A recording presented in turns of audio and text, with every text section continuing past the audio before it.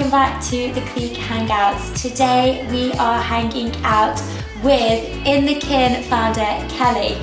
So In the Kin is an awesome retreats-based business, and they do all these really cool fitness retreats out in Ibiza.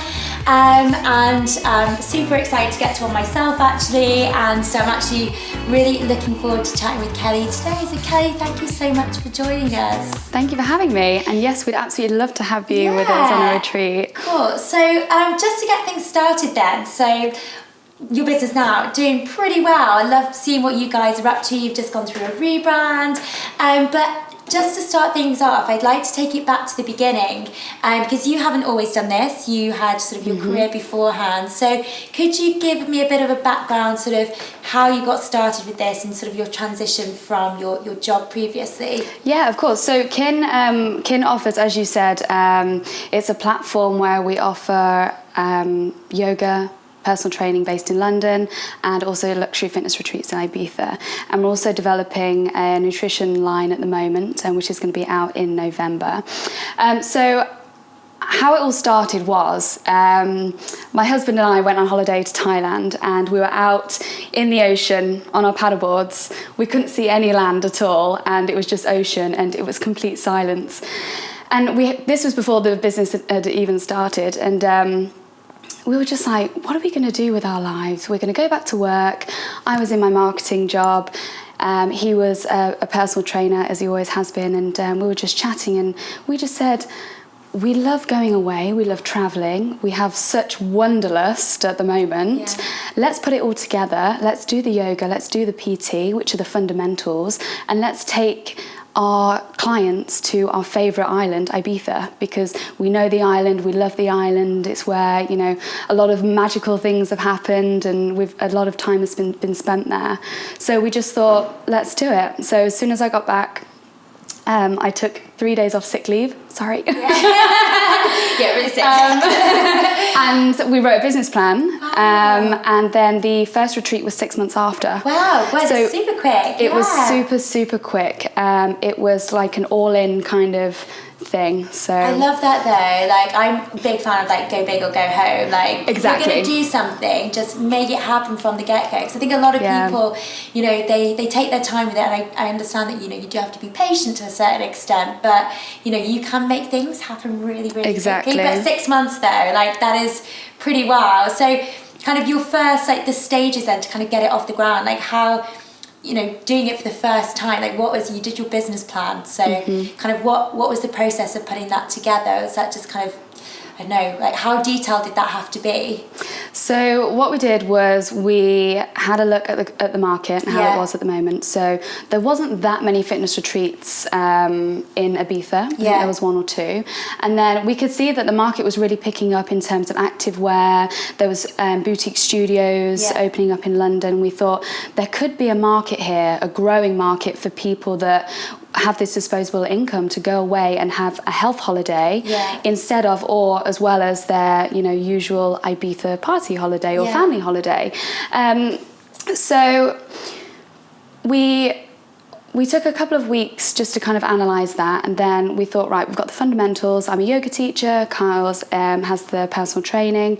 We knew quite a lot of people in Ibiza, so we looked for the best villa, the best areas, the best guides, and things like that. Because your villas, like I've seen, like you know, the photographs, they look absolutely incredible. Because I was going to ask you, like, how easy is it to sort of find places? Because obviously, being based like in the UK, to then kind of doing something abroad, like logistically, that sounds like it could be potentially quite difficult, but you guys have obviously made it work. So yeah, how did you kind of go about that? Yeah, logistically, I mean, the first year we had a lot of business trips out to Ibiza, which was very fun, and definitely the best year of the business. And then it was the magic of WhatsApp. Everybody uses WhatsApp in Ibiza, and it's the way to call people. And we now just find we set up with our chefs, we can set up a whole menu just through WhatsApping and Skyping as well. You know, technology has come on so much, even in the last couple of years, that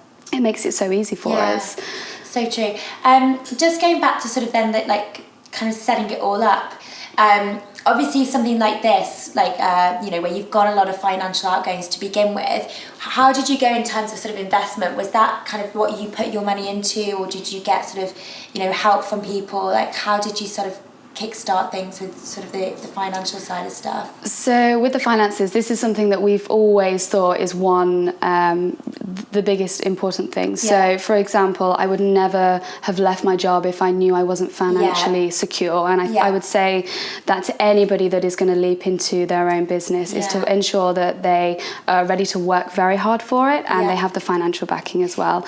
Otherwise, it's just going to be a leap, and you never know what happens. That's the thing, and I think it's, as much as I'm a big advocate of, like, quit your job if you don't love it, and do work that you really enjoy, like, that always feels like a bit of a dangerous statement to make, because then people kind of throw themselves into things. And I always say you never want to do stuff out of desperation, out of financial desperation, because I think when you do, you often make the wrong decisions on things. Exactly. And so you kind of need to give yourself that financial buffer. Like, I always say, like, at least sort of 3 months of living costs.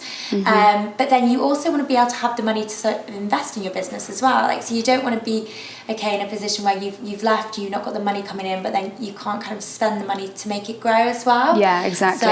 And there's always going to be things that come up that you never would have expected that you'd have to pay for as well. And one thing that I've learned along the way is that everything takes twice as long and is twice as expensive. So, I mean, that's something that I wish I'd have known before. But because I was going to say, how do you even go about sort of budgeting something like? Because there's so many different costs involved. It is literally like finger in the air kind of thing. Sometimes you've just got to say, come on, let's just do it. It's like shut your eyes kind of thing. And other times it has to be calculated in terms of finance. So going back to the question of how you financed it in the beginning. So you saved it from your job in marketing, and then exactly. And then we had the nutrition as well that we already had, which kind of stabilised us. And then we made the decision to go for it with the retreats. So I guess sort of in terms of like marketing your own business, because that's sort of been your background, how much has that sort of helped you kind of doing, marketing your business now? I bet that must have been sort of a huge benefit for you to have that sort of marketing background. Yeah, absolutely. So obviously learning the processes and just having a real passion about it as well. I think that jumping into having your own business is something that you're so passionate about. I think that you're going to grow and achieve so much more than obviously if you're just in business with somebody that you're not so much passionate about. So taking my learnings from the marketing, such as processes, politics, because one day, if the company obviously grows, you're going to have to learn the political side of things, and also how to manage people. I think this is something that I really want to be a good manager. So one day when I will be managing people, I want to make them feel, really welcome in the company, and it's all about being in the kin. So starting out then, so it sounds like you've kind of, both of you've sort of gone into this like, on your own, you've kind of built this amazing thing, incredible business, but did you have any sort of guidance from like external guidance or mentors, or who do you when things are going sort of wrong or things are going right, even, like, who do you turn to for advice and to help guide you? Yeah, this is a funny one, because I looked back and I didn't have any structured mentors in the beginning, and to be honest with you, I didn't know that this kind of thing even existed, this kind of help. So I would turn to my friends. Obviously, setting your own business, you do a lot of networking, especially in the fitness industry. So I gained a lot of friends that had their own businesses, and this is where I got a lot of my inspiration from, and a lot of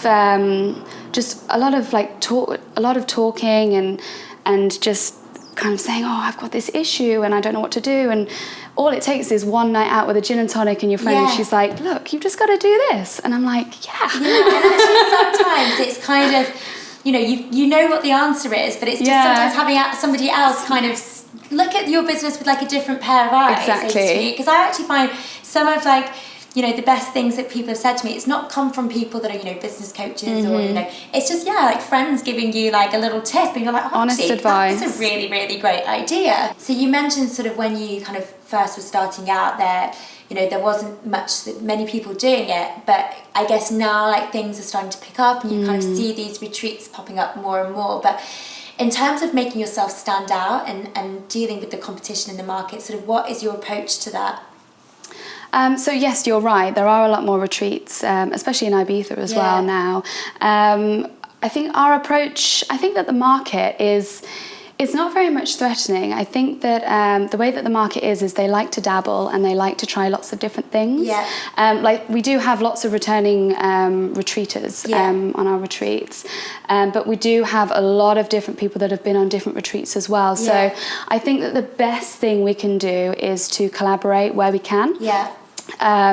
We can find different ways to work with each other, so meeting up on rest days and things like that, for example.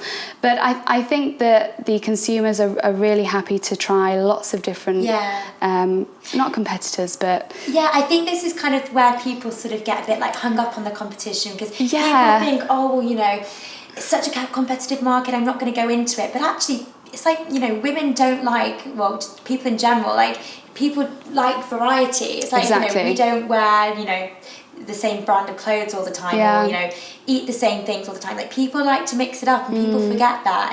And, people see, oh, God, well, I can't enter this market because there's already too many people doing it. Whereas, actually, there's so many people, like, there's room for everybody to actually be a success at it. And I think as long as you've got something unique about you, and it's kind of you're offering something a bit different, then because actually I really like the fact that you guys, like your husband and wife, do it together. Just going to ask you about it, because actually, like, Philip has just launched his menswear brand, and so it's going to be something we're going to work on together. Amazing. And I was thinking, how is this going to go? Like, the dynamics of it. But so I'd love to know, sort of like, how do you guys work together? Like, how do you like split the workload? Everybody always asks us this question, and they're always so eager to understand how it all works.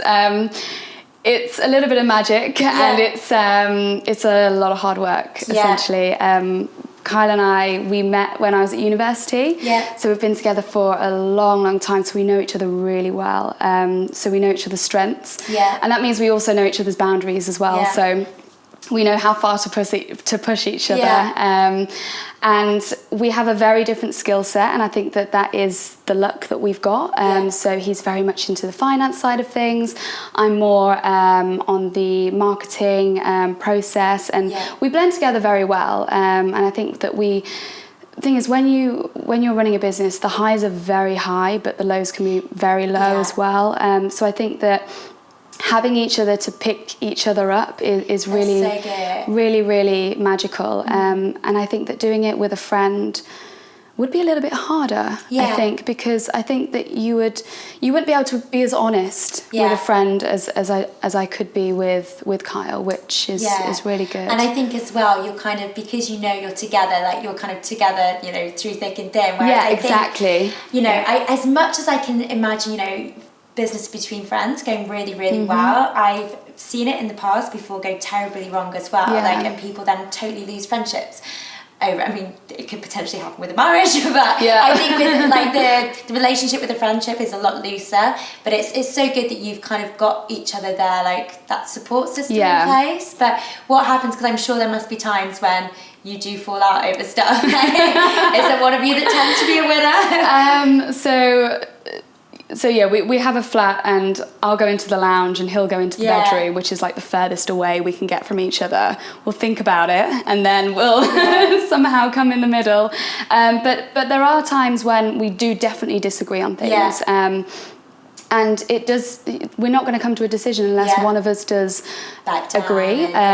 We do agree to disagree sometimes, because it's just the way that you have to get on with things in business. But then we just look at the pros and the cons. We get some advice from our friends, from sometimes our parents as well, because we're quite close to them. And then we make a decision from there. Yeah. It's interesting actually you said about sort of the mega highs and the mega lows, because it's so true, and it's so easy sometimes from the outside looking in to kind of see, because you kind of only really sort of promote like the glory side of your business. Like you kind of always want to make sure that people are seeing like the things that you're doing really, really well. What have kind of been your big setbacks that you've had? Big setbacks. Let me think. Or like little, maybe not big Little setbacks. glitches. Yeah. I would say that we grew quite quickly in the beginning. Yeah. And then we thought, right, we might be doing this a little bit too quickly. And we thought that if we're going to do this properly as a business, then we're going to have to slow things down and add a bit more structure and process to things. So I think that we kind of saved ourselves in that respect from growing a bit too quickly, because I think that you can definitely grow too quickly and keep all of the baggage that you're keeping at the same time, if that makes sense. So if you're building a business slowly and mistakes happen, you can get rid of those mistakes as you move on, and then make a better business.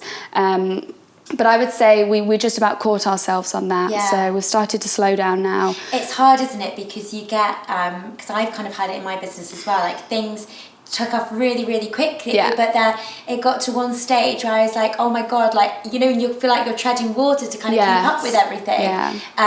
And because it kind of got to the stage, it's, once you're there, it's really hard to then take a step back. The ideal would be to know that everything's running in the background if you have a day off, or if you're sick, or this is the thing, or you know, if you need to get away for a weekend or something.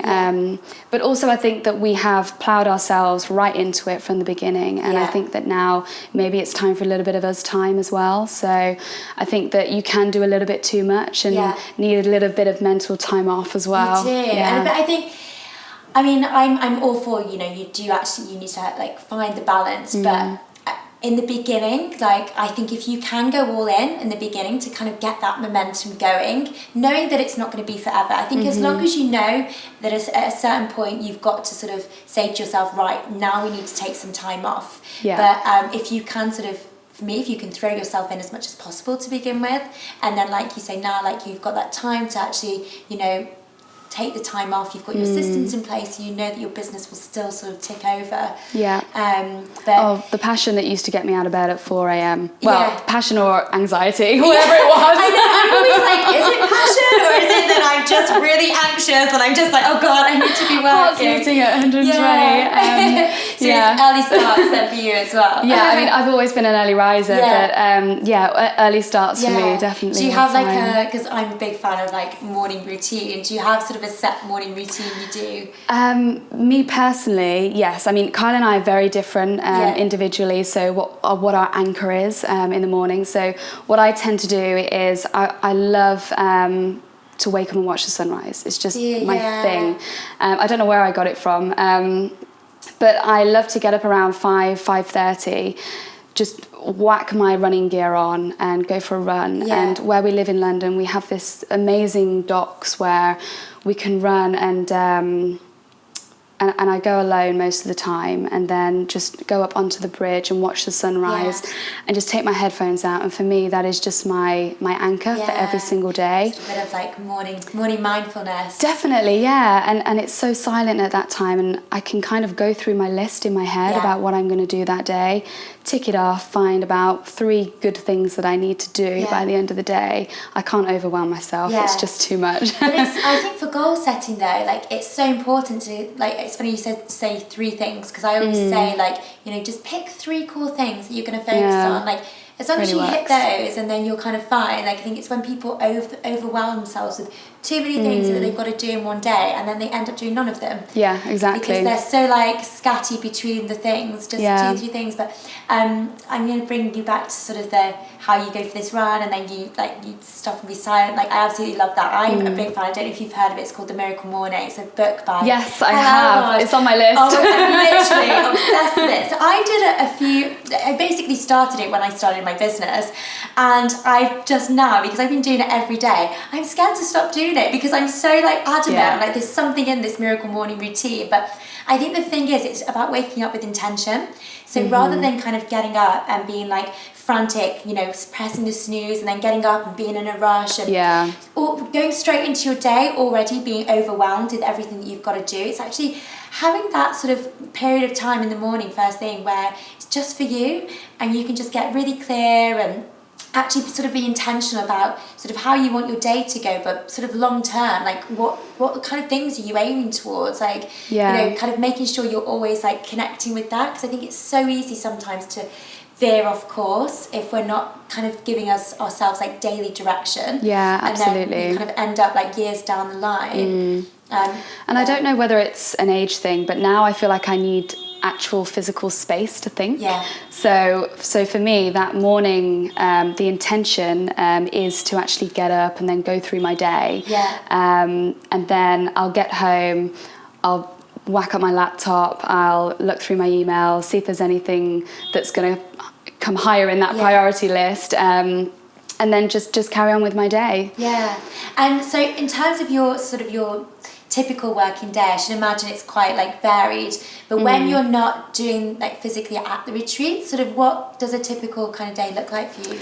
So after the run, it will be, so I will either teach a private client yoga at their house, and then I will have a lunchtime meeting, for example, in central London, and then I'll come home, either come home or go to Ace Hotel, which is one of my favourite working spots, and just work through my emails, work through things that need to be done. There's always things that need to be done. I was going to say, do you tend to work at, where is it? Is that Shoreditch, Ace Hotel? Yes, it is, okay. No, I asked because I'm looking for like a new place to go and hang out and work. I have a really good list I can give to you. I have to pick your brains, because that's one of the difficult things I find actually, like since I kind of like, you know, started working on my own and working for myself, I do tend to go out sort of, if I've got meetings, I'll go to like coffee shops, and I do hang out in coffee shops quite a lot, but actually there can be some days where I'm at home and I'm like, actually people don't tell you about this side of it, where, you know, you just kind of think being your own boss will be amazing, and it is, but then there's a lot of time where I am just on my own in front of a laptop, and I'll have these client calls, but it's so like crucial, I think, that you just get out. I mean, like also being around like-minded people. So what I did when I was at home and decided to become my own boss, I bought a one-person desk, and I was just to have that physical space. I had my mood boards behind me. And everything in one area, so that I know that when I'm in that area I can work, and then I can literally physically step out of that area, it's so and then important, isn't it? do whatever. Because I got into a really bad habit of sort of, you know, I'd be working at home and then I'd take my laptop into the bed with me at evening, and I was like, it's just such a bad habit to get into. Are you quite strict with yourself then in terms of like your working hours? Well, I think a lot of things do seem to happen towards the end of the day for us. So a lot of nutrition orders come in. And I do find myself doing a lot of stuff towards the end of the day, and it is normally Kyle that's like, babe, come on, working day's over now. And I'm like, just one more thing, one more thing. Exactly. So we do try to keep within the times, but it is hard. It's hard when it's your thing, because you know, you want to do it. Well, I've never really loved. I was like, God, am I just work shy? But I think, you know, it's before it was just everything that I did. It just wasn't really, you know. I would, as soon as I was able to leave the work, I would leave it. Whereas now I'm like, oh my God, like I could happily stay up to like midnight every night. So it's being really strict with yourself and being like, no, you can't do that. Sort of the downtime. And it's also being on the creative side of things as well. So it's always like walking down the street and I see a piece of artwork and I'm snapping everything, and my friends are like, what are you doing? And I'm like, I'm always working. That's the thing. Like when you're building a brand, I always say, if you're building a brand, you're constantly working. Exactly. Completely agree. So what has been the best piece of advice then that you've been given to date? I've been given so many different bits of advice from so many different people, but one that my friend gave to me just really recently was when I was offloading onto her about the business and just about current situations in life, and she just said, stop, this is life, you know, enjoy life, embrace it. And I just thought, the pennies dropped, and I literally, we had a few drinks, and the next day I was just like, she's so right, this is life, you know, us sitting on this couch chatting, and you know, whatever we're doing tomorrow, we just got to embrace it. And fear is something that we can easily create inside of us, but then again, it is something that keeps us going as well. So to have that balance, I think, is really important. So true. And I always think, like, people get really hung up on like, they get scared about things, or they get fearful about, you know, starting their own business or taking the leap with something. And more often than not, they're playing it up in their head to be far greater than what it actually is. It's almost similar to saying do something that scares you every day. Well, every day. We try. Like, every day. But yeah, a similar concept to that. Yeah, it's so important, I think, just to kind of, you do have to sort of be out of your comfort zone. Definitely. I think, to kind of make big things happen for yourselves. But just to enjoy the journey as well, I think is super important. And just to kind of, you know, even when things feel like they're not going wrong, just to try and enjoy it as much as possible. Yeah, and, you know, I completely it's agree. all kind of one long process, I guess. So lastly then, we are a sucker for a good quote at the Clique. So what are your words to live by? I've had a favourite quote for a good couple of years. I think it comes from the yogi within me, and it's that calm is a superpower. And I really think that if you're in control of how you react in your situations, you keep the cool, you keep the calm, and you can deliver more than what you ever think you can achieve in any situation. I think that stress can add up, but as long as you release as much as you feel that you are becoming stressed, and you just maintain the calm within, then I think that will allow you to then, you know, focus, engage, and carry on. Love that quote though, very, very important words of advice there. But yeah, thank you so much for joining us today. It's been so nice chatting with you, and super excited to see everything that happens with the kin. And yeah, thank you. Thank you very much.